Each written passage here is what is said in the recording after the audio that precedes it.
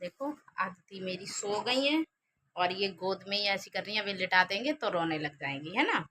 तो दिखाती हूँ मैं इनकी नाभि जो पक गई थी। मैं सच बताऊँ कि इनकी नाभि बच्चों की नाभि क्यों पक जाती है, तो बच्चों की नाभि इसलिए पक जाती है, जब तक नाड़ा वगैरह लगा होता है ना, तो तब तक वो चिमटी लगी होती है ना, फिर वो चिमटी गिर जाती है थोड़ा सा टूट के, तो उसमें ना जब तक तो गांव में और हम लोग सब सरसों का तेल रख देते हैं उस पर, रखते रहते हैं। उसके बाद भी अगर जब वो हटने के बाद ज़्यादातर नेस्प्रिन पाउडर ही डालना चाहिए, लेकिन अ, जैसे कि बहुत सारे लोगों को नहीं पता होता है, और जैसे कि हमको भी याद नहीं था या इतना ध्यान नहीं दिया था, क्योंकि मम्मी अम्मी बोलती कि सबकी पहले ऐसे ही सही हो जाती थी, तो फिर उन्होंने मतलब बोला कि ऐसे ऐसे ही सही हो जाएगी, लेकिन वो नहीं हो पाई इनकी, तो इसलिए इनका कोई पाउडर नहीं मंगाया था।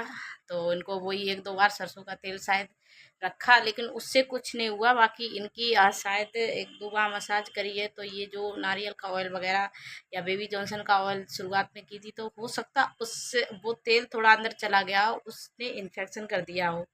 तो वो क्या हुआ, इनका पहले हल्का सा ब्लड आ रहा था, हल्का सा दुखने से, तो मम्मी कह रही थी दुखा लेती हैं, पैर चलाती हैं बहुत ज़्यादा तो दुख जाता है शायद, इसलिए ब्लड आ जाता। तो इनको जब पीलिया हुआ था, जॉइंटिक्स हुआ था, तो हॉस्पिटल ले गए थे, तो डॉक्टर से मैंने पूछा भी था कि पीडियाट्रिशियन से कि मतलब इनका नाभि में ब्लड आ रहा, तो उन्होंने कहा नहीं कुछ नहीं करना, ना कुछ रखना, कुछ भी नहीं करना, ऐसे ही सही हो जाएगा। मैंने कहा ठीक है।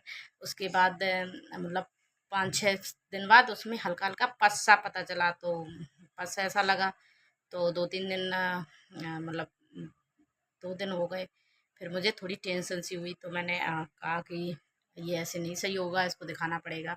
तो एक डॉक्टर है संदीप डॉक्टर करके, यहाँ पे अच्छे डॉक्टर थे हमारे यहाँ, और बड़ी बेटी का मेरा हमेशा उन्होंने ही सही किया, डेंगू वगैरह हर चीज़, न्यूबॉर्न बेबी के स्पेशलिस्ट भी हैं। तो फिर उनको तो कांटेक्ट नंबर वगैरह भी है, उनसे बात की, तो उन्होंने फ़ोटो मंगाई, फ़ोटो देख के उन्होंने फिर ट्रीटमेंट कुछ नहीं बताया, बीटाडीन का पाउडर बताया। तो ये देखो, ये है देखो बीटाडीन का पाउडर है, तो ये दिया, करीब करीब 10-15 दिन ये डाला, तो इससे भी रिलीव नहीं हुआ। तब फिर अभी जब मम्मी को ऑपरेशन हुआ था, भाभी वगैरह थी, तो उन्होंने कहा वो ट्यूब आते हैं, वो मतलब निबोरी वाले ट्यूब बोलते हैं, तो कहीं उनको डाल के देखो। तो वो रख के देखे यार, करीब 6-7 दिन तक वो रख के देखे, उनसे भी नहीं रिलीव हुआ। फिर मैंने कहा ऐसा करो, नेस्प्रिन लेके आओ, कि नेस्प्रिन पहले से ही पता था, और फालतू में इतना डिले कर दिया होता है ना कभी कभी। तो उसके बाद फिर ये न्योस्प्रिन बोलते हैं इसको, देखो न्योस्प्रिन पाउडर लेके आए, और ज़्यादातर वो हटने के बाद ही जब वो चिमटी हट जाती है उसके बाद ही यही डालना चाहिए। तो इससे बहुत जल्दी आराम मिल जाती है। फिर इससे 3-4 ही दिन में एकदम से ठीक हो गया है, बिल्कुल नाभि सही हो गई है। तो अगर किसी का पस वगैरह निकल रहा है, और मैं तो उस दिन डॉक्टर के पास जाने वाली थी, वहाँ जाती तो मेरे हाँ डॉक्टर के पास भी गए थे हम, उन्होंने एंटीबायोटिक दवाई वगैरह भी दी, और पैरासीटामोल वगैरह भी दी थी, जिसको एंटीबायोटिक खाने से उनको हरी हरी बहुत ज़्यादा पतली लैटिंग होने लग गई थी। तो फिर वो भी काम नहीं किया, तो इसलिए देखो ये सबसे मतलब बेस्ट है, तो आप लोग ये ले सकते हैं अगर आपको अगर ऐसी कोई प्रॉब्लम होती है। तो देखो अभी इनकी बिल्कुल सही हो गई है, देखो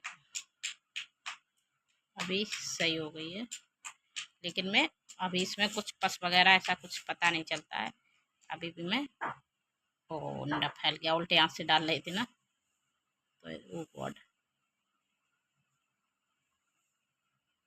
लगा देती हूँ, और 2-4 दिन लगा देंगे, एकदम से सही हो जाएगी। तब तक ज़्यादा फैल गया, क्योंकि मैं उल्टे आँख से लगा रही थी।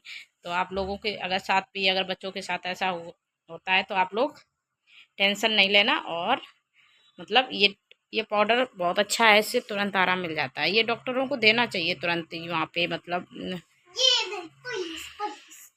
या बताना चाहिए जब, क्योंकि बहुत सारे लोगों को पता नहीं होता है।